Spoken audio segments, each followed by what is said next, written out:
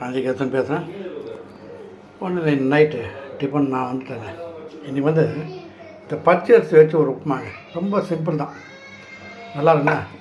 வாரத்தில் எடுத்துட்டாங்க, குக்கர்லேருந்து எடுத்து சாப்பிட ஆரம்பிச்சிட்டாங்க.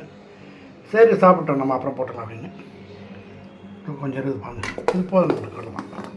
இது வந்து ரொம்ப சிம்பிள் உப்புமா மாதிரியே தான்.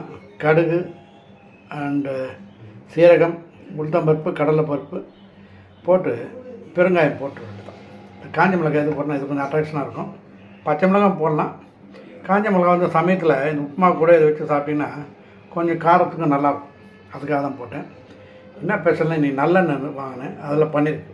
அரிசி பாருங்கள், பச்சை அரிசி உதிரியாக இருந்தால் தான் இந்த உப்புமாக்கே ஒரு தனி பேர் இருக்கும். இது குழஞ்சி போச்சுன்னா பொங்கல் ஆகிடும். மசாலாலாம் போட்டிங்கன்னா பிரிஞ்சி ஆகிடும். எத்தனை அவதானம் எடுக்கிறார் பாருங்க. இது அரிசி உப்புமா. ஓகே, நீங்கள் நம்ம சிம்பிளாக செய்யுங்க. லைக் பண்ணுங்கள், ஷேர் பண்ணுங்கள், சப்ஸ்கிரைப் பண்ணுங்கள்.